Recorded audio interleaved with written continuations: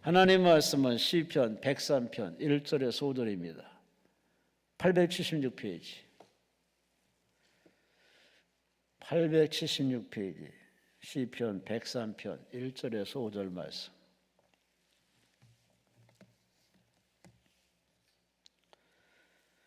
시편 103편 1절에서 5절까지 우리 한 목소리로 함께 말씀을 5절까지 합독하십니다.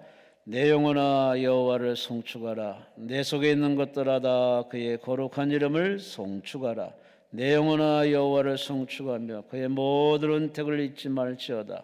그가 내 모든 죄악을 사하시며 내 모든 병을 고치시며 내 생명을 파멸해서 속량하시고 인자와 긍휼로 관을 씌우시며 좋은 곳으로 내 손을 만족하게 하사 내 청춘을 독수리같이 새롭게 하시는도다.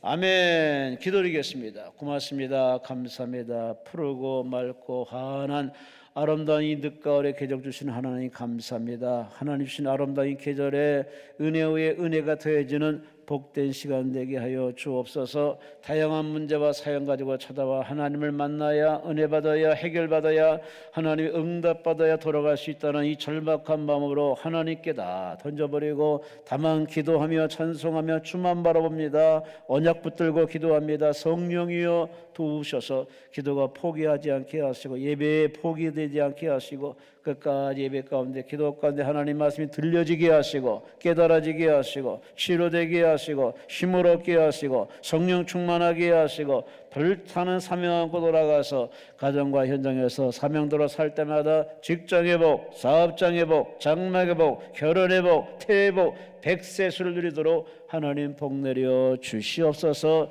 주여 찾아온 자마다 복 주시고 모두가 한 영혼도 왔다 빈손으로 가지 않도록 하나님 복의 복을 더하시고 은혜의 은혜를 더하시고 평강의 평강을 더하시고 사랑의 사랑을 더해주는 시간 주님 만남의 주인공만 되게 하여 주옵소서. 시편 103편 1절에 5절 말씀을 읽어싸우니 이 말씀을 나누는 가운데 힘이 되고 깨달음이 되고 치유가 되고 자유함 얻고 성령으로 충만 행복한 시간 되게 하여 주시옵소서. 시종을 성령께 맡겨드리며 감사하며 예수님 이름으로 간절히 축복하며 감사하며 기도리옵나이다. 아멘. 아멘. 우리 하나님께 감사와 영광을 돌립니다. 오늘 본문 말씀을 가지고 따라합시다. 여호와를 송축하라. 아멘. 여호와를 송축하라. 송축하라는 그 말은 칭송하고 기려라. 하나님을 찬양하며 하나님을 늘 잊지 말라는 말씀. 여호와를 송축하라. 그래요. 우리는 하나님 앞에 늘 찬송하며 감사하며 예배드려 하나님께 영광 돌리는 것이 우리의 마땅한 도리요. 또 우리가 해야 할 막중한 우리 예배자로서 요즘 가만히 보면은 하나님과 점점 멀어지는 사람들이 많습니다. 예배도 멀리하고 교회도 멀리하고 기도도 멀리하고 더 심각한 경우는 기도원까지 와서도 예배 안 드리고 기도하는 사람도 있습니다. 본인들이 다 알아서 하시겠지만 그래도 기도원까지 왔으면은 예배 드리시고 기도하면은 하나님도 이뻐하실 거고 본인도 은혜 받을 텐데 여러분은 모쪼록 결단을 오셨으니 예배에 성공하시고 기도에 승리하시고 하나님의 응답을 꽉 챙기시고 돌아가시기를 주의 이름으로 축원합니다. 주의 이름으로 축원합니다. 루마니아 출신 천재적인 피아니스트가 있습니다. 디누 리파티. 짧은 워낙 수재고 영재 천재라 5년 동안의 연주 활동을 했습니다. 그리 길지 하지는 않았습니다. 짧게 살다가 간결하게 세상을 떠난 천재 피아니스트. 바흐, 쇼팽, 슈베르트 작품을 명곡들을 아주 현란한 연주로 청중들을 감동시킨 이 사람. 참 이렇게 수재 영재들이 오래 살지 못하고 중간에 이렇게 큰 장애물을 만납니다. 바로 백혈병이 걸립니다. 와우. 참 얼마나 힘들었겠습니까? 의사는 사형선고를 내렸습니다. 그래서 디데이를 정했습니다. 마지막 연주회를 디데이를 정했습니다. 주치의를 포함해서 가족들은 극구 반대했습니다. 아니, 지금 몸이 아픈데 무슨 연주를 하냐, 몸을 돌봐야지. 그런데도 이 디노 리파티는 이렇게 얘기합니다. 가족들에게, 그리고 주치의에게 말합니다. 나는 약속을 했습니다. 연주하기로 약속을 했습니다. 나는 이 약속을 지켜야 됩니다. 난 청중들과 약속을 했기 때문에 이 약속을 내 몸이 부서지고 죽더라도 나는 해야 됩니다. 그는 주사를 맞고 겨우 연주장에 나가서 마지막 혼신의 힘을 다해서 쇼팽과 바흐에 대한 연주를 아주 현란하게 다 마쳤습니다. 그리고 2개월 뒤에 그는 하늘의 부름받고 세상을 떠났습니다. 그는 떠나기 전에 이렇게 얘기했습니다. 나에게 콘서트는 생명보다 중요한 약속입니다. 내가 살고 싶어하는 욕구도 있지만 그러나 청중과의 약속은 난 지켜야 됩니다. 그래서 그는 불꽃처럼 살다가 불꽃처럼 그렇게 세상을 떠났습니다. 오늘 이 사람에게 우리가 한 가지 배울 점이 있다면 뭘 배우겠습니까? 약속을 지키는 사람, 약속을 목숨보다도 더 귀하게 지키는 사람, 참 우리가 본받아야 할 귀중한 소중한 부분입니다. 요즘에 약속들을 잘 지키는 시대가 아닌 것 같습니다. 약속을 번복하고 모르겠다 그러고 기억이 안 난다 그러고 그렇게 약속을 쉽게 변질시키는 사람들이 많은 요즘 시대에 다른 건 다 몰라도 올해 정초에 하나님 앞에 약속을 한 게 있을 겁니다. 올해는 이렇게 살겠습니다. 이렇게 살겠으니 이렇게 도와주옵소서라고 하나님 앞에 나름대로 목표를 설정하고 기도하며 이 시간까지 왔을 겁니다. 하나님 앞에 우리가 기도는 다 잘해요. 왜? 기도가 우리 해야 할 일이니까. 근데 문제는 기도를 하면서 하나님과 약속한 게 있을 겁니다.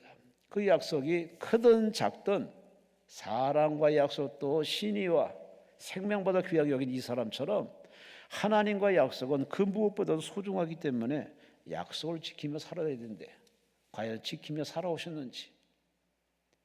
그 이스라엘 백성 유다 백성들 보면 하나같이 그들은 약속을 자꾸 번복합니다. 등 따스고 배불르면 하나님을 저버리고 또 의도 터지면 또 하나님을 찾고 조금 편하면 또 우상을 섬기고 이방 사람과 혼인을 하고 아주 툭하면 그들의 변질된 모습을 참 많이 봅니다. 하나님은 아브라함과 이삭과 이스라엘에게 약속한 약속을 철저히 지켜오셨는데 근데 이에 상응하는 선민 이스라엘 백성들은 약속을 그냥 동전 앞뒤미를 이렇게 바뀌듯이 그렇게 쉽게 바뀌었던 이 백성들 하나님이 분노하시고 화내셔서 그들을 참 여러 가지 고난통에 집어넣었지만 참 이분들이 고난통에서 빠져나오면 또 죄짓고 또 약속을 번복하고 그렇게 참 하나님 앞에 부끄러운 죄를 많이 범했습니다. 이스라엘 백성들이 하나님 앞에 지킬 약속이 많지만 그 중에 가장 중요한 것 이사야 43장 21절 말씀에 이 백성은 이스라엘 백성은 내가 택한 백성은 나를 위해서 지었나니 나를 찬송하게 하려 함이니라. 이스라엘 백성들이 하나님을 찬송하고 찬양한 물론이요 그들이 반듯하게 살고 거룩하게 살고 영광스럽게 살아서 백성들이 이방 사람들이 하나님은 살아계시구나 이스라엘 민족 하나님을 찬양하게 만드는 게 이스라엘 민족의 존재 이유입니다. 그 이스라엘 민족이 그 같은 하나님 앞의 역할을 다 팽개쳐버립니다. 등 따스고 배부를 때 잘 나갈 때 그럼 우리는 어떨까요? 우리는 영적 이스라엘 민족이라는 선택받은 주의 자녀로서 주의할 따라서 과연 이 사람들처럼 하나님 앞에 정말 찬송이 우리가 존재하는 이유인데 하나님을 찬양하며 하나님을 영화롭게 하는 것이 우리의 사는 이유인데 거기에 걸맞게 살아가느냐 그 말입니다. 사는 게 뭔지 그냥 직장 생활하고 돈 벌고 그냥 자기 바쁘고 또 시간 여유 있으면 핸드폰에 빠져 있고 뭐 별반 이스라엘 민족이나 우리 민족이나 별반 다를 거 없는 것 같습니다. 아니 저 교회 바깥의 사람들과 우리 예수 믿는 사람과 별반 차이가 없어요. 뭔가 빛과 소금처럼 살아야 할 분명한 이유가 있는데 빛은커녕 소금은커녕 이제는 경계선도 모호해지는, 어찌 보면 저 카톨릭처럼 아주 편하게 쉽게 예수 믿으려는 사람들이 더 많아진 세상입니다. 특히 이 코로나 팬데믹 때문에 이게 완전히 무너져고 말았습니다. 이제는 현장 예배 안 드려도 집에서 이렇게 유튜브로 예배 드려도 나름대로 다 예배 드린다는 것이 정착화되어가는 지금의 현실, 참 안타깝게 짝이었습니다. 분명히 말씀하기를 이 백성은 나를 위해서 하나님을 위해서 지음받았나니 하나님을 찬송하게 하려 함이라. 우리 삶이 찬송이 되어야 되고 하나님을 찬양하는 찬양거리가 되어야 되고, 사는 생활, 결혼, 자식 키우는 것, 우리가 존재하는 이유의 모든 목적이 하나님께 찬양이 되어야 되는데 과연 그러냐 그 말이에요. 우리가 기도원까지 와서 우리 인생을 내려놓고 하나님께 이렇게 내려놓고 기도하다 보면은 내가 하나님 앞에 이런 삶을 안 살았거든요. 그리고 하나님이 이런 삶을 그냥 놔두진 않더라고요. 자식이 망가지고 게을름 피는데 어느 부모가 가만히 있겠습니까? 혼꾸녕을 내고 통제를 하고 간섭을 하고 어미 질타하고 더 심하면은 출입을 통제하고 어떻게든지 사랑의 매를 들어서라도 사람 만드는 게 부모의 마음이라면은, 본능이라면은 하나님은 더 하십니다. 하나님 우리 망가져가는 꼴, 점점 하나님과 멀어져가는 우리의 늘어진 상태를 그냥 좌시하지 않습니다. 하나님이 강력하게 땡겨가지고서 기도학교에 집어넣고 고난통에 집어넣고 눈물의 골짜기를 지나게 만들고, 이런 모든 일련의 섭리가 우리가 미워서 그런 게 아니라 우리의 존재 이유, 사는 목적, 그 역할을 다시금 깨달아서 엉터리에서 살지 말라고, 대충 살지 말라고, 여러분 인생에게 하늘의 상과 땅의 기름진 축복을 주시기 위한 하나님의 마지막 여러분의 부르신 초청인 줄 아시고, 하나님 앞에 여러분이 이끄는 대로 잘못했으면 인정하시고 잘못했으면 회개하시고 하나님이 이끄신 대로 순종하고 반성하고 회개해서 잃어버린 사명 되찾고 돌아오는 시간 되시기를 주의 이름으로 축원합니다.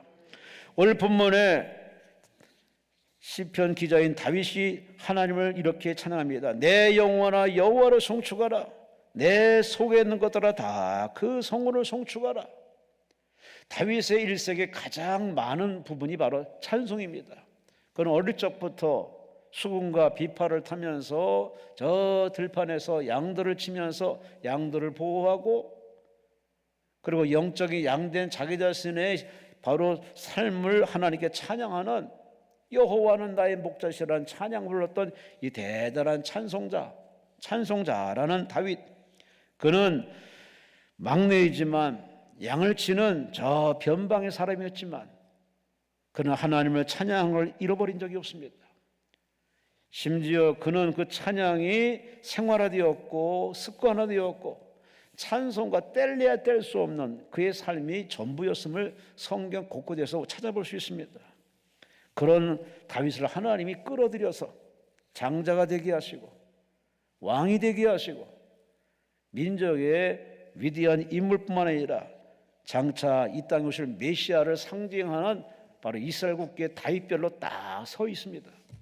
바로 그 다윗이 오늘 본문에 그는 이렇게 평소에 불렀던 찬양을 다시 고백합니다. 내 영혼아 내 속사람아 내 영혼아 여호와를 송축하라. 내 속에 있는 것들아 다 그 성호를 송축하라. 이게 그냥 툭 쳐나온 말이 아니라 그의 삶에 찬송이 전부였기 때문에 찬송에 젖어 있는 이 사람이 이렇게 하나님을 찬양합니다.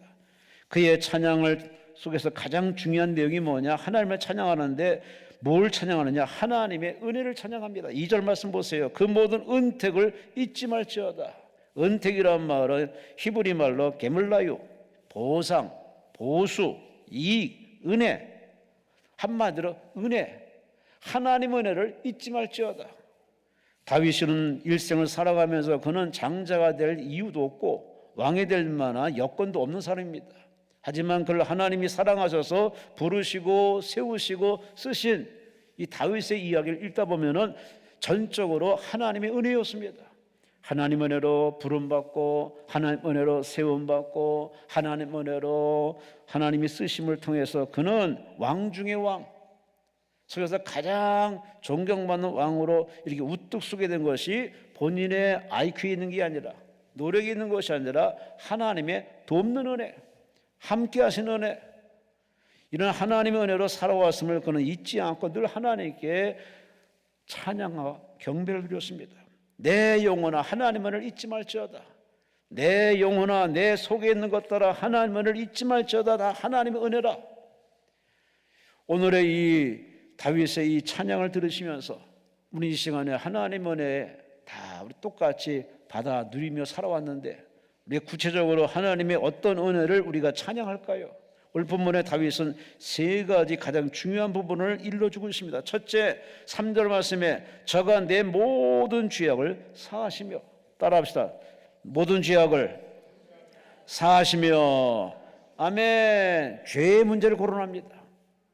죄, 이 죄를 용서하신 하나님, 사하신 하나님, 동이 서에서 먼 것처럼 죄를 다 멀리 굴러버려서 죄와 상관이 없게 하신 하나님, 하나님과 나 사이를 하나로 만들어서 하나님을 아버지라 부르게 하신 바로 죄 용서하신 하나님, 그 은혜가 너무나 깊고 크고 넓고 길기 때문에 그런 제일 첫 번째 노래하기를 하나님은 내 모든 죄악을 사하셨습니다. 그래요. 어디 다윗만의 은혜겠습니까? 에덴에서부터 지금까지 인류는 에덴에서 방출된 이후로 그저 유랑을 하고 먹고 사는 것이 전부고, 육신의 정욕, 안목의 정욕, 이 세상 자랑에 너무 한쪽으로 치우친 삶. 분명히 사람으로 태었지만은 동물보다 더 악한 모습으로 살아가는 요즘의 참 사건 사고를 보면은 참 사람들이 사람으로 태어났지만 사람의 길을 가는 것이 힘든지 아니면 버거워서 그런지 사람의 길을 포기한 사람들이 은연중으로 많습니다.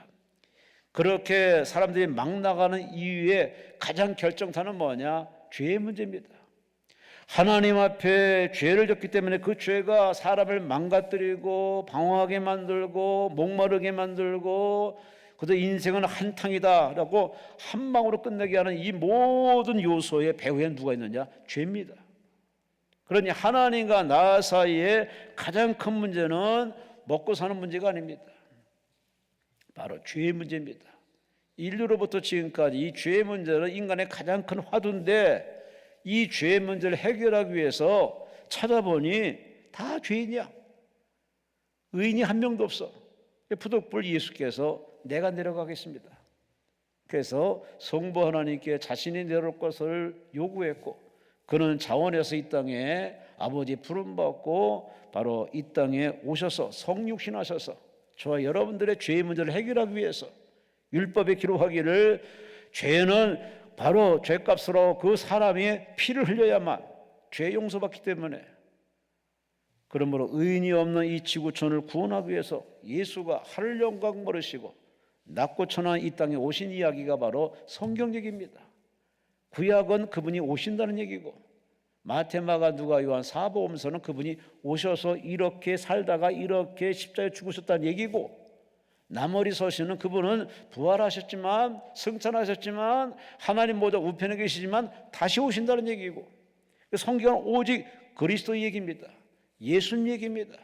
예수님이 오시기 위해서 오실 수밖에 없는 에덴 동산 이야기부터 시작해서 예수님이 오셔서 해결하시는 그 문제가 구체로 뭔지를 보여주기 위해서 사복음서는 기록됐고, 그분은 가신 것이 전부가 아니라 다시 우리를 데려가기 오신다는 얘기가 바로 나머리 서신입니다.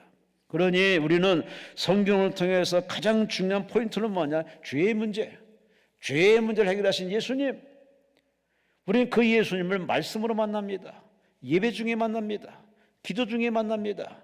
그러니 하나님을 만나는 그 순간에 우리는 바로 가장 큰 문제인 바로 죄의 문제가 내 안에서 해결되자마자 그렇게 자유로워서 눈물샘 터지고 감격해서 춤을 추고, 바로 세상을 이렇게 죄의 문제가 해결된 사람으로 세상을 바라보니 세상이 그렇게 예쁠 수가 없고, 왼수가 왼수로 안 보이고, 문제가 문제로 안 보이는 이유는 죄 용서받은 사람만이 느끼는 아름다운 시간인데, 바로 다윗은 바로 그런 자기 자신의 이 죄의 문제를 해결하시는 하나님을 칭송하고 찬양하며 기리며 여호와를 송축하라. 4절 말씀 보세요. 내 생명을 파면에서 구속하시고 인자와 긍휼로 관을 씌우시며, 죄 용서뿐만 아니라 생명을 거듭나게 하시고 주의 자녀 삼아주시고 바로 영광의 면류관, 바로 주의 자녀, 천국을 상속받는 자녀로 이렇게 관을까지 씌워줬으니 이 죄 용서의 은혜가 얼마나 크다는 사실을 그는 아주 자세히 기록해서 찬양하고 있습니다. 여러분은 뭘 찬양하시며 하나님께 무슨 노래하십니까? 다른 무엇보다 우리가 죄 가운데서 자유함 얻어서 지옥 갈 사람이 천국 갈 수 있는 은혜 받은 것, 이것이 가장 큰 축복인 줄 아시고 하나님 앞에 감사하시기를 주의 이름으로 축원합니다. 주의 이름으로 축원합니다. 인도의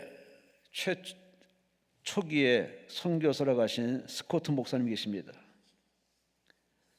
그러니 맨 땅에 헤딩하듯이 선교했으니 얼마나 고생이 많았겠습니까? 그렇게 이 마을 저 마을 다니다가 복음 전하다가 한 번은 호전적인 아주 싸나운 원주민들을 만났습니다. 이제는 죽었구나, 막 느낌이 오더랍니다. 이제는 죽었구나. 그래서 얼른 가지고 다니는 바이올린을 꺼냈습니다. 바이올린 끝내가지고서 바이올린으로 그 원주민 언어로 찬양을 했습니다. 주 예수 이름 높이여 다 찬양하여라.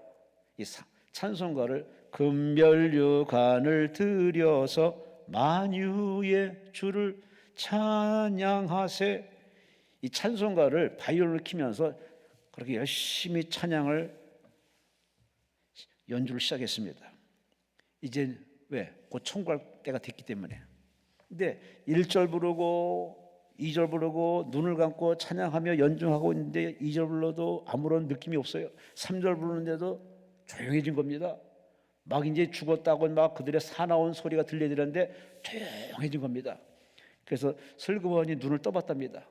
눈을 떴더니 원주민들이 다 그 앞에 무릎을 꿇고 다 눈에서 그 눈물이 똑똑 떨어지면서 그야말로 감동받은, 마치 우리가 은혜 받은 모습으로 다 이렇게 감동적인 모습으로 쳐다보더랍니다. 그러면서 하는 말이, 지금 당신이 부르는 그 내용이 뭔지 그 찬양을 좀 내용을 가르쳐달라고, 그래서 같이 부르고 싶다고. 참 찬송에는 사람 마음을 감동시키고 사람 마음을 이렇게 여는 놀라운 힘이 있습니다. 기도가 안 나올 때 찬송하세요.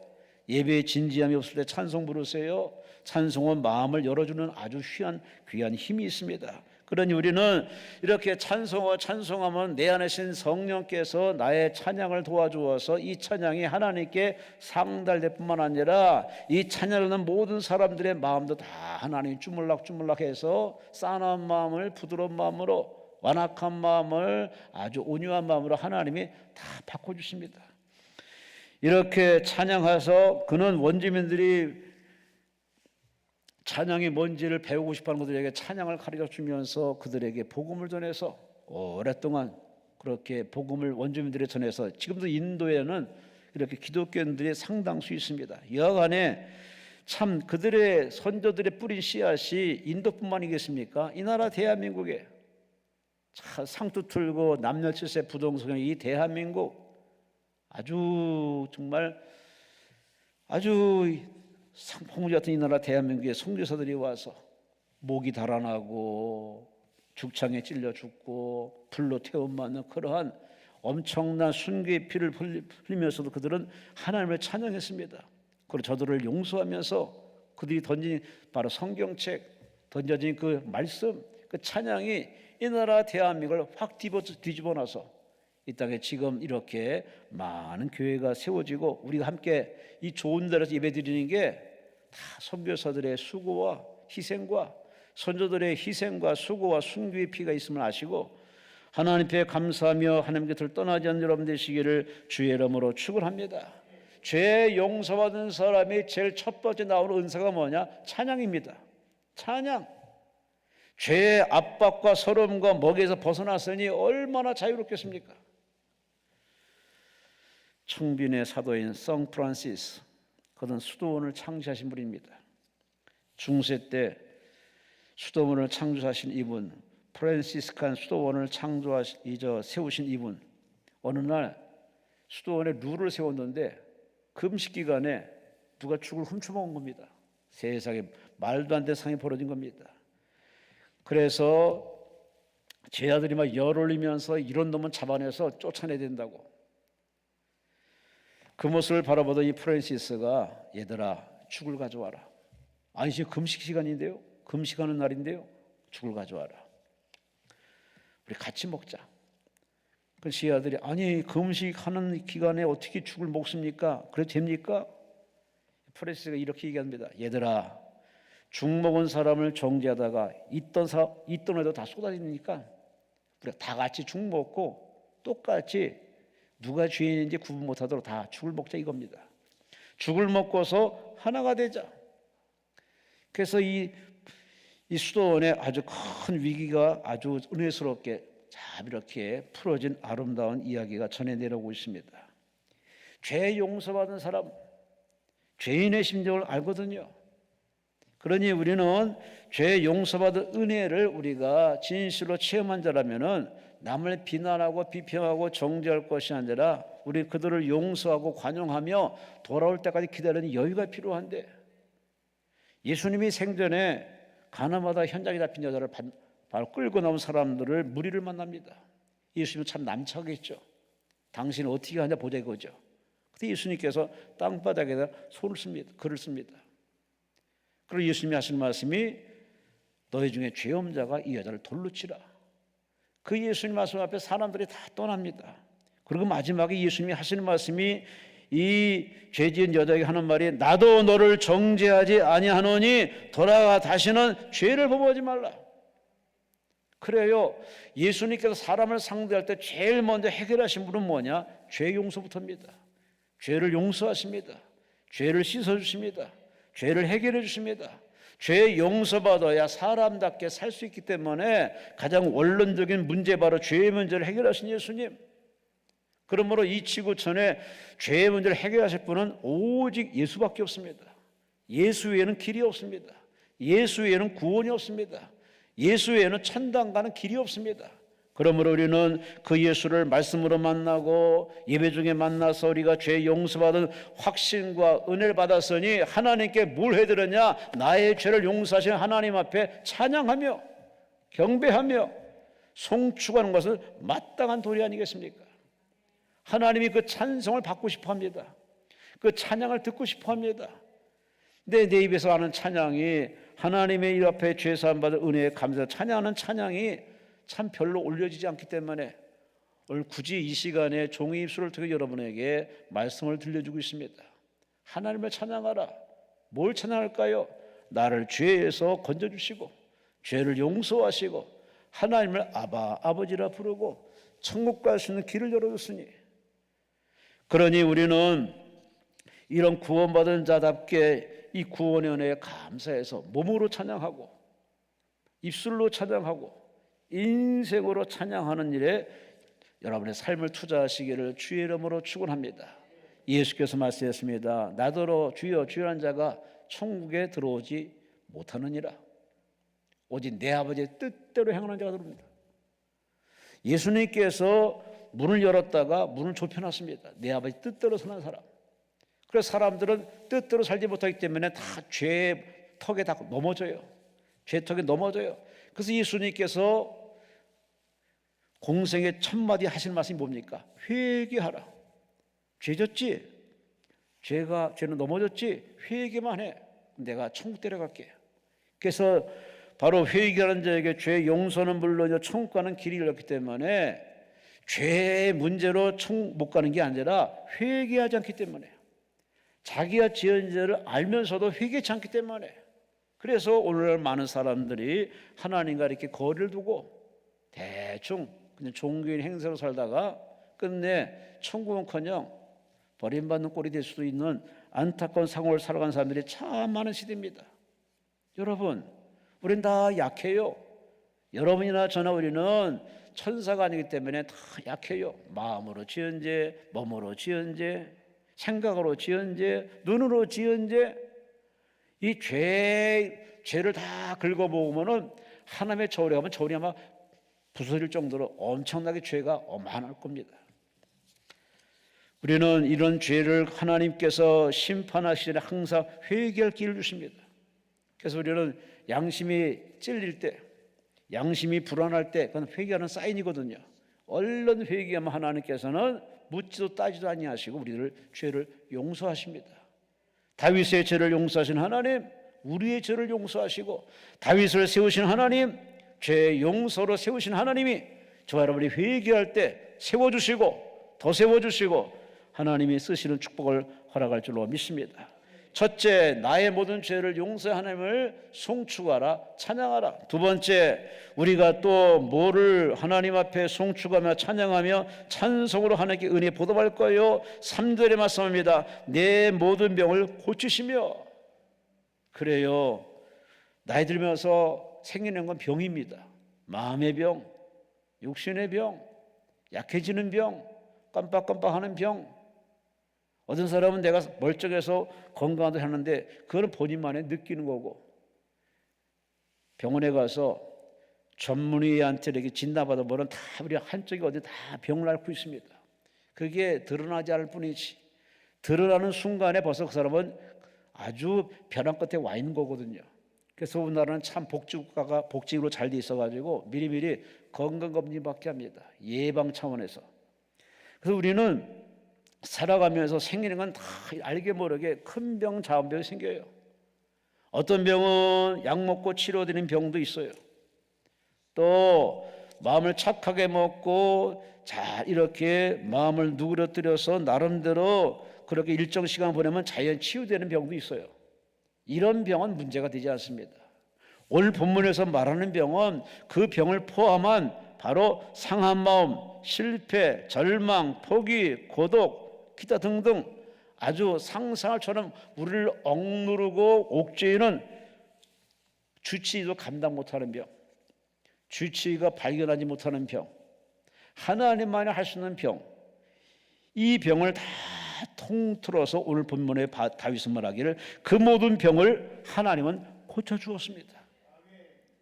다윗이 신앙을 완주하며 사명을 완주하며 인생을 완주한 것이 밥 잘 먹어서 착한 마음을 품어서 운동을 열심히 해서, 물론 그것도 하나의 방법이지만 그러나 다 하나님의 은혜라는 겁니다.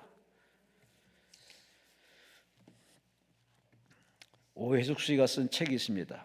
100세 시대의 새로운 건강법이라는 책인데, 건강하게 살려면 100세 시대에 건강하게 살려면 가끔 간헐적으로 단식도 해야 되고 운동도 해야 되고 그리고 식사는 좀 소식을 하라고.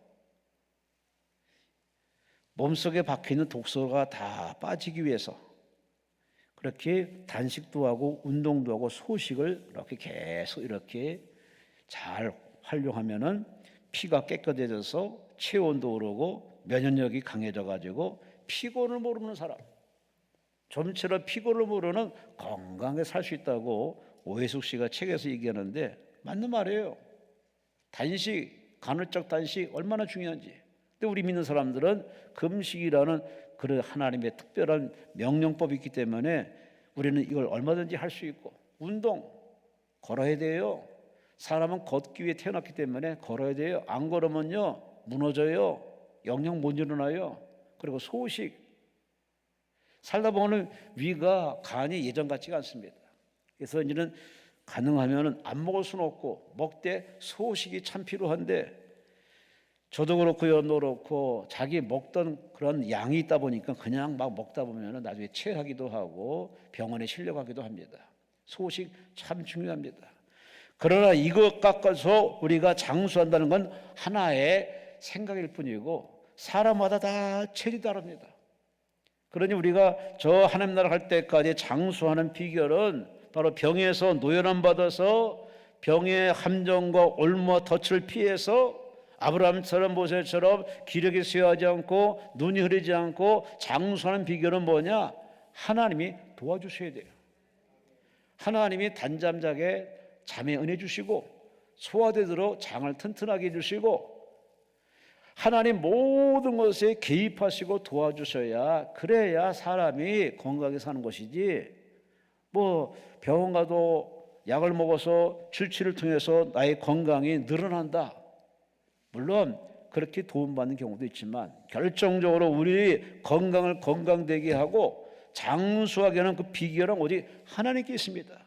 왜냐? 하나님이 창조했기 때문에, 하나님이 저 여러분을 이 땅에 태어나게 하셨기 때문에, 우리가 지금 숨 쉬는 것도 내가 숨을 쉬어야지 들숨 날숨을 내가 해서 되는 게 아닙니다.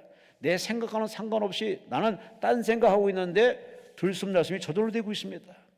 이게 다 누구의 은혜냐? 하나님의 은혜예요.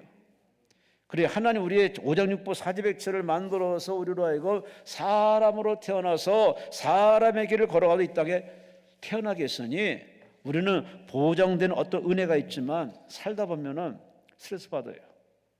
과속하고 과로하고 과식하고 과장되게 살다 보면은 이게 몸이 망가져요. 그래서 이래저래 우리는 병이 드는 경우 있는데, 이런 병든 부분을 하나님이 일찍이 다 아시고 하나님이 하시는 말씀이 당신을 소개하기를 출애굽기 15장 26절 말씀에 나는 너희를 치료하는 여호와다. 할렐루야. 에덴 동산에 쫓겨난 이후로, 바벨탑 이후로, 노아 홍수 이후로 사람들이 가장 큰 약점이 뭐냐? 병이거든요. 집안에 한 사람이 아파 보세요. 집안 전체가 저기압이에요. 웃을 수도 없어요. 뭐 해도 재미가 없어요. 짜증만 나고. 낫는 병이라면야 희망이 그래도 있기 때문에 괜찮지만, 나을 수 있는 병이 아니라는 집안에 중한 환자가 있으면은 집안 전체가 다 환자입니다. 요즘 어르신들 또 나이 드신 분들, 살아오신 분들이 요즘 소문이 뭐냐면 그냥 건강하게 사는 거예요. 아프지 않고 건강한 거. 돈 많이 버는 게 아니라 건강하게 사는 것. 그런데 이 건강에 바로 그 키를 누가 쥐고 있느냐? 하나님이 쥐고 있어요. 성경에 보면 하나님께서 인생들을 바로 철들게 하고 정신 차리게 하고 회개시키는 수단으로 뭘 쓰시느냐? 건강을 하나님께서 손을 보십니다. 갑자기 건강이 무너져요. 아파요. 날벼락이 들어옵니다. 이 때문에 울고불고 이 병원 저 병원 다니다가 안 되니까 이젠 드디어 하나님께 손 들고 나와요. 하나님께 회개하며 기도하다 보면 하나님이 이러려고 나에게 이런 기도 제목을 주었구나. 그걸 깨닫자마자 하나님께 뭘 하느냐? 찬양부터 합니다. 나를 부르시는 하나님, 나를 버리지 않는 하나님, 이래도 나를 사랑하신 하나님, 그 은혜가 새록새록 깨닫다 보니까 하나님 앞에 그저 감사가 절로 나와서 찬양할 수밖에 없어요.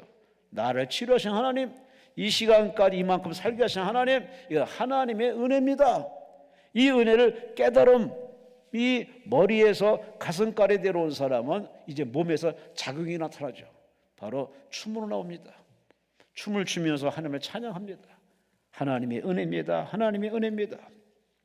마태복음 9장 12절 말씀에 예수께서 이르시되 건강한 자에게는 의원이 쓸데없고 병든 자에게라 쓸데있느니라. 예수께서 병자와 바로 의원, 이렇게 건강한 자를 구분했는데 바로 이 땅에 건강한 사람이 없다고 아예 못을 바꾸신 겁니다. 나는 건강한 사람이 온 것이 아니라 병든 자를 왔다. 병든 자는 뭐냐? 죄로 병든 사람, 과로, 과식, 또 기타 등등으로 스트레스 받아가지고 생긴 여러 가지 병으로 병들어 고통받는 바로 병든 자를 위해서 오셨다는 예수님 말씀. 그럼 예수님은 지금도 병든 자를 볼 때 그냥 지나친 적이 없습니다. 하나님 보좌 옆에서 기도도 하시지만 주의 종의 마음을 감동 주어서 신방 가게 만들고 옆 사람에게 눈에 띄게 만들어서 같이 기도 리스트에 그 사람의 아픔을 놓고 기도하게 만들고, 그래 이래저래 나도 기도하지만 누군가를 기도시켜가지고 그 기도가 하늘에 상달되어서 하나님이 친히 사자를 보내서 병든 자를 치료해 주시고 살려주시고, 할렐루야 할렐루야. 야고보 4장 10절에 그래서 말씀합니다. 너희 중에 병든 자가 있느냐? 교회 장로들을 청할 것이요 주의 이름으로 기름 바르며 위하여 기도하시니라. 믿음의 기도는 병든 자를 구원하리니 주께서 저를 일으키시리라. 혹시 죄를 범하였을지라도 사하심을 얻으리라. 그러면 서로 병 낫기를 위해서 서로 기도하라. 의인의 간구하는 힘이 많으니라. 그래요. 누군가 아플 때는요, 이거 우선 안 됐다, 라고 혀를 차지 마시고 그 사람이 이름 몰라도 주여 저 사람 이름을 아시는 하나님 저를 치료해 주옵소서 라고 여러분이 보이는 대로 기도하셔야 돼요. 꼭 내 문제만 기도하는 것은 그건 당연직이고 진짜 기도는요 나의 울타리를 무너뜨려서 이웃까지 보이는 사람까지 심지어 원수까지라도 내 기도 리스트에 넣어서 그를 위해서 중보 기도하는 사람이 진짜 기도하는 사람이에요. 여러분은 그런 기도하시기를 주의 이름으로 축원합니다. 예수님의 기도 생활 보세요. 자신을 위해 기도한 날이 없어요. 오로지 여러분을 위해서, 오로지 우리를 위해서. 마지막 한번 겟세마네 동산에서 자신을 위해 기도했지만은 그마저도 다 엎어버리고 아버지 뜻을 따랐던 예수님. 우리는 너무 이기적인 기도합니다. 개인주의, 이기주의, 한탕주의가 판치는 이 말씀이 말입니다. 그건 생활 방식이라 하더라도 그래도 신앙생활은 그렇게 하면 안 됩니다. 신앙생활은 열어야 됩니다. 개방을 해야 됩니다. 여러분의 기도가 더 많은 사람을 놓고 기도하시는 중보기도 되시기를 주의 이름으로 축원합니다. 주의 이름으로 축원합니다. 33살에 미국 존스 홉킨스 의대의 신경외과 주임의사가 된 33살의 젊은 나이에 흑인 벤 카시라는 분이 있습니다. 흑인도 참 머리 똑똑하고 아주 위대한 사람 많습니다. 이 벤 카슨이 1987년 뒤통수가 맞붙은 쌍둥이를 22시간에 걸쳐서 수술합니다. 그래서 드디어 분리를 시킵니다. 사람들은 그를 향해서 기적의 손, 마이다스 손, 기적의 손이라고 칭송을 했습니다. 그때 그런 소리 들었던 이 사람은 벤 카슨은 자기 자서전적인 책에 이렇게 썼습니다. 그때 책 제목이 뭐랬냐? 선물 받은 손. 자기 손을 선물 받은 손. 내 손이 아니라 배움의 손이 아니라 하나님이 주신 손. 그건 책에서 이렇게 간증했습니다. 오늘 내가 나 된 것은 나의 힘으로 된 것이 아니라 내 안에 하나님이 역사하셔서 하나님이 함께 하셔서 하나님의 은혜로 된 것입니다. 하나님을 위해서라고, 하나님을 위해서 생명을 건지라고, 하나님을 위해서 생명을 생명되게 하라고 내게 주신 바로 선물의 손입니다. 그렇게 하나님을 칭송하며 찬양하며 송축했습니다. 그래요. 내가 건강한 것도 하나님의 은혜고 내 기도로 누군가 건강을 되찾고 웃음을 되찾을 때 이거야말로 하나님의 은혜 아니겠습니까? 이런 은혜가 새록새록 내게 있음을 우리가 인지한다면 우리 입을 열어서 마음을 열어서 뭐 해야 하나님을 송축해야 됩니다. 첫째, 죄를 용서하신 하나님을 찾아가고, 두 번째, 나의 병을 치료하신 예수님, 이웃의 병을 치료하신 예수님. 이 병이 어떻게 몸뚱아리 병만이겠습니까? 생활의 병, 국가의 병, 이 지구촌의 병, 얼마나 병투성입니까? 이 병을 치료하기에 오신 바로 그 예수님께 우리는 환영하며 인정하며 모셔드려서 중보기도하고 소원기도하고 여러분처럼 금식하며 기도하면 반드시 그 기도는 기적이 되어서, 따라합시다. 기도는 응답이다. 기도는 기적이다. 할렐루야. 여러분이 기도하는 순간에 하나님이 응답과 기적을 다 준비해 놓으시고 여러분에게 다가오십니다. 다니엘은 기도하는 동안에 20하루 동안 마귀가 방해했어요. 그럼 우리는 응답 받을 때까지 이 믿음 확신을 가지고 부지런히 기도하는 아버지, 기도하는 어머니, 기도하는 목사, 기도하는 인생을 살아가는 자에게 하나님이 결과를 뭘 주시느냐? 바로 찬송할 수밖에 없는, 찬송할 수밖에 없는, 하나님을 송축할 수 없는 바로 여러분의 건강을, 웃음을, 장수를 하나님이 허락할 줄로 믿습니다. 마지막으로 우리가 하나님의 은혜를 찬양하며 송축하는데, 첫째는 죄 용서, 두 번째는 병고침, 마지막으로 5절에 말씀합니다. 좋은 것으로 내 손을 만족케 하사 내 청수로 독수리같이 새롭게 하신도다. 소원 성취. 우리가 얼마나 바라는 소원이 많습니까? 여러분들 이 자리에 오실 때는 그냥 온 것이 아니라 나름대로 소원 응답받고 해결받고 성취되기 위해서 오셨는데, 여러분의 소원 다 허락하실 하나님이 반드시 정한 시간에 여러분에게 소원의 성취의 길을 허락할 줄로 믿습니다. 기대하시고 믿으시고 그 믿음이 흔들리면 찬송하세요. 그 믿음이 흔들리면 기도하세요. 그 믿음이 흔들리면 더 예배에 집중하세요. 마태복음 7장 9절에 말씀합니다.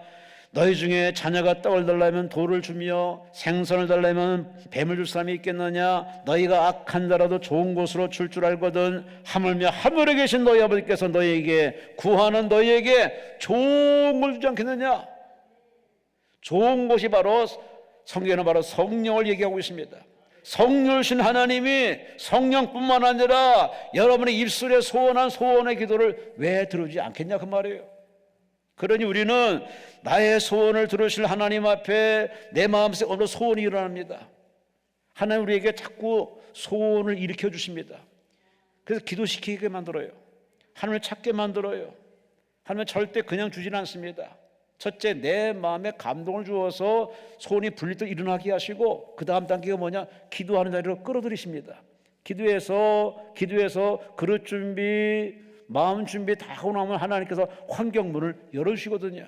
그러니 우리는 내 마음에 불듯 일어나는 소원이 있습니까? 하나님이신 바로 기도쟁이인 줄 아시고 그럴 때는 열일에 끼시고 하루에 정한 시간을 정해놓고 기도하시든 아니면 새벽 기도를 정해놓고 하나님 앞에 기도해서 응답에 임할 때까지 기도하면 하나님은 때와 기한이 하나님께 있으니 때와 기한 되면 하나님 받는 여러분에게 응답 주십니다. 지금은 늦가을입니다. 단풍도 서서히 지어가는데 참 이 계절에 아름다운 봄, 여름, 가을 길을 보면은 이 화해산 자락에 이 기도원에 참 좋은 자리에 있는데 계절을 늘 느끼고 사는 저희 교직원들입니다. 계절의 변화를 보면서 봄이 오네? 좀 있으면 여름이 되겠는데? 가을이 곧 오겠는데? 좀 있으면 아마 이제 서리도 내리고 이제 겨울이 오겠죠. 이런 계절의 변화를 보면서 우리가 알 수 있듯이 하나님의 은혜는 다 여러분에게 직관적으로 다 이렇게 깨닫게 또는 깨닫게 하시려고 하나님 다양한 방법으로 여러분에게 알게 해주십니다. 그러므로 우리는 하나님 앞에 오늘의 상황에서 너무 지금 극단적인만 보고서 하나님이 앞에 불평원망하지 마시고 그 하나님 앞에 뭐 해야 되느냐? 그럼에도 불구하고 하나님을 찬양하는 믿음의 적극적인 성도 되시기를 주의 이름으로 축원합니다. 이스라엘 백성들은 광야를 지나면서 참 이해할 수 없는 부분이 분명히 구름 기둥을 보는데 밤에는 구름 기둥이 자기를 둘러싸는 걸 보는데도 불구하고 그들은 툭 하면 원망합니다. 불평합니다. 여러분에게도 마찬가지입니다. 여러분 가족이 복받은 걸 보여주는데 여러분 주변에 응답받은 사람의 간증서를 들으면서도 우리 하나님 앞에 불평을 받은 이스라엘 민족처럼 그저 습관적으로 하는 사람들이 종종 있습니다. 근데 성경은 분명히 경고합니다. 불평원망한 사람은 광야에서 다 죽었어요. 가나안 땅에 못 들어갔어요. 가나안 땅 밟아보지도 못했어요. 다 광야에서 제명을 누리지 못하고 제명에 살지 못하고 다 하나님이 다 그들을 민족을 맞이하게 했습니다. 오직 여호수아 갈렙 그리고 2세들만 가나안 땅에 들어갔습니다. 참 시사한 바가 큽니다. 우린 다 천국을 지향하지만 스스로 천국 가기를 포기하는 엉터리 가짜들이 얼마나 많은지 이번 코로나를 통해서 많은 사람의 신앙의 정체가 확 드러났어요. 진짜 신앙, 가짜 신앙, 진짜 하나님 없이는 못 사는 신앙 아니면 그냥 한 번 붙잡아본 신앙 이게 확연히 드러났습니다. 여러분은 환경이 어떻게 바뀌든 상황이 어떻게 바뀌든 흔들리지 마시고 끝까지 하나님 앞에 천국 가는 즐거움으로 오늘에 주신 이 인생 과정을 기도로 찬송으로 감사로 예배로 하나님과 동행하면서 잘 완주하시기를 주의 이름으로 축원합니다. 주의 이름으로 축원합니다. 신명기 8장 4절에 하나님 분명히 뭐라고 말씀했느냐? 네가 먹어서 배불리고 아름다운 집을 짓고 거하게 되며 우양이 번성하며 은금이 증식되어 내 소유가 다 풍부하게 될 때 두렵건대 내 마음이 교만하여 내 하나님 여호와를 잊어버릴까 한다. 이스라엘 민족에게 가장 안타까운 바로 아킬레스건이 뭐냐? 그들이 가나안 땅에 들어가서 가나안 땅을 점령해서 여호와 니시 깃발을 꽂았는데 나라를 건설했는데 풍부해지니까 하나님을 잊어버리는 겁니다. 건망증은 사람이 다 있어요. 그런데 더 심각한 문제는 바로 치매 아니겠습니까? 한번 치매에 걸리면은 가족을 못 알아봅니다. 아우, 정말 아주 큰 문제인데, 우리 신앙생활의 가장 큰 문제가 뭐냐? 하나님을 잃어버린다는 겁니다. 하나님 여태껏 그렇게 복 주시고 입히고 먹이고 이렇게 이끌어줬지만 그 하나님의 존재를 잊어버리는 이 까먹는 영적 치매가 가장 큰 문제이듯이, 우리는 이 코로나 이 위기 속에서 하나님을 예배하는 것이 마땅한 도리요, 기도가 우리가 존재하는 이유고, 감사가 마땅하게 보답하는 은혜인데도 불구하고 이걸 다 잊어버리고 그냥 안주하는 사람들이 지금 참 많습니다. 목사님들과 얘기하다 보면은 지금 한 3분의 1이 빠져나가서 안 온답니다. 돌아올 마음이 없답니다. 전화하면은 예배 드리고 있답니다. 안타까운 상황입니다. 현장 예배가 이제는 완전히 비대면 예배가 정처가 되어가는 아주 이 말세의 어려운 난관을 지금 거쳐가고 있습니다.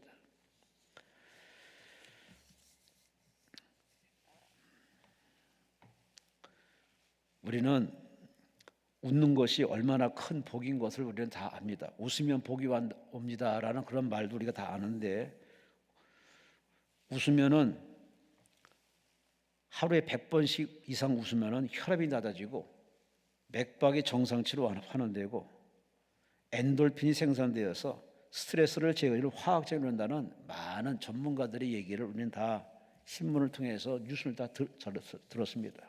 그런데 우리는 별로 웃을 생각도 없고 웃음에 기여하는 모습도 보이지 않습니다.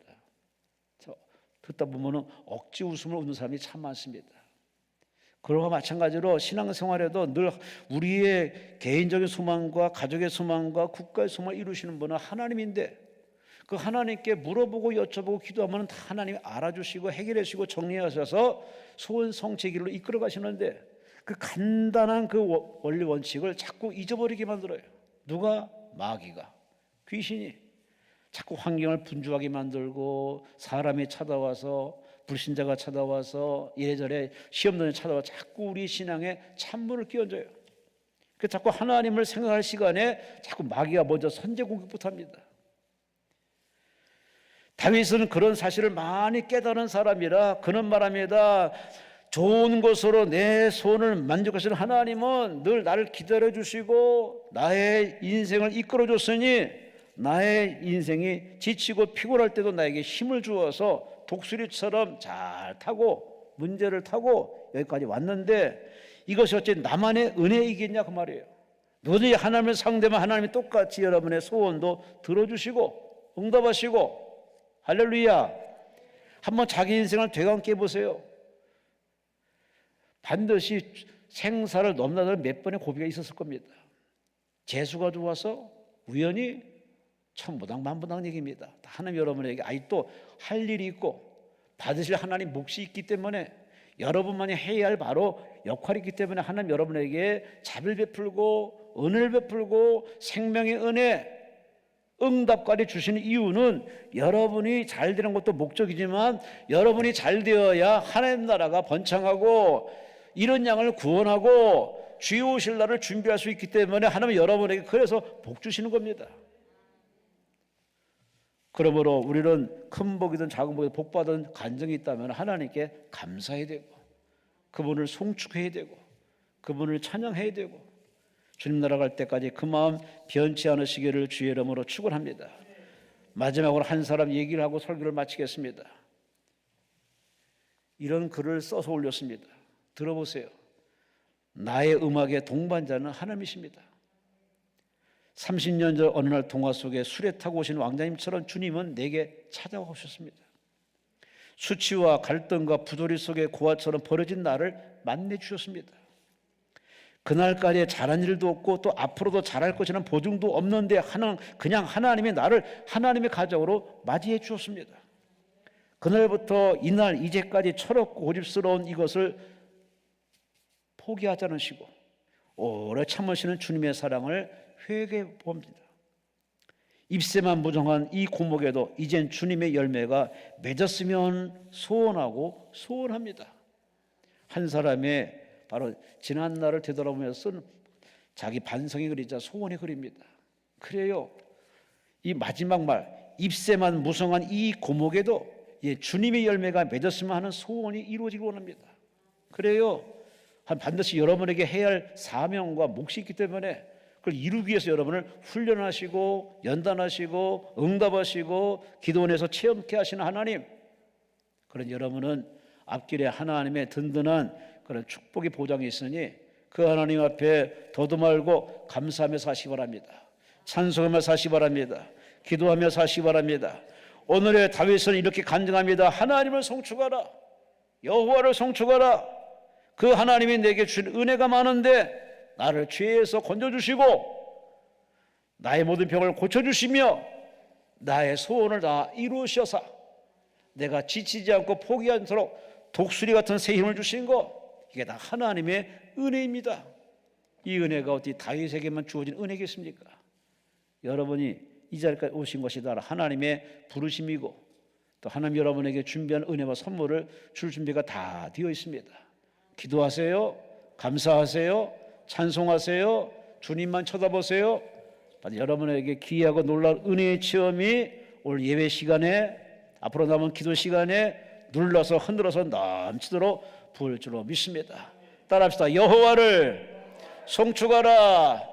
남은 인생 하나님을 찬송하며 송축하며 살아가시는 진짜 은혜 받은 자로 살아가시기를 주의 이름으로 축원합니다. 주여 삼창하며 통솔 기도합니다. 주여 주여 주여.